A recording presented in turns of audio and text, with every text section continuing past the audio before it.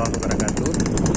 Saat ini saya melaporkan di jalan di Pantai Ulele, yang mana pada tanggal 26 Januari ini pada azan maghrib saat ini pengunjung luar biasa tidak beranjak daripada tempat wisata ini, dan perlu perhatian khusus dari kita semua untuk tidak terjadi hal-hal yang mendatangkan musibah dan bala.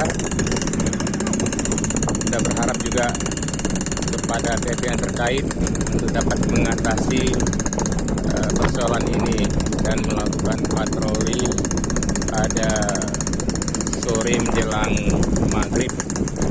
Dan ini dari jembatan, suasana pengunjungnya luar biasa, dan ini sangat-sangat merasakan dan menjadi perhatian kita. Ini sepanjang pantai, dan di jembatan itu pada berdesakan, padahal waktu maghrib sudah masuk dan azan sudah mengumandang, dan ini tidak beranjak. Ini sepanjang pantai, dan saat ini azan maghrib sudah selesai, tapi seperti di video ini kita saksikan, tidak beranjak juga mereka ini di tempat wisata ini.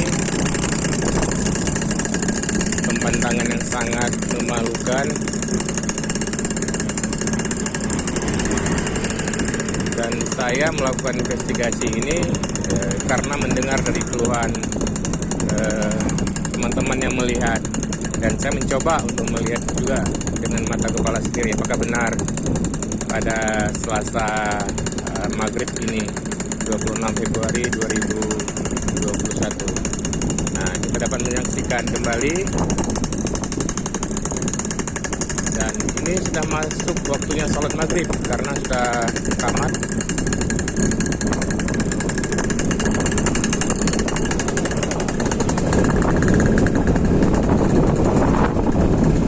Apakah tidak ada yang melakukan pengawasan pada pantai ini?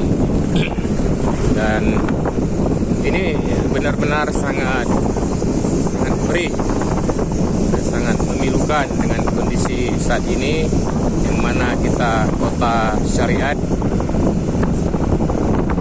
tapi di pengunjung pantai ini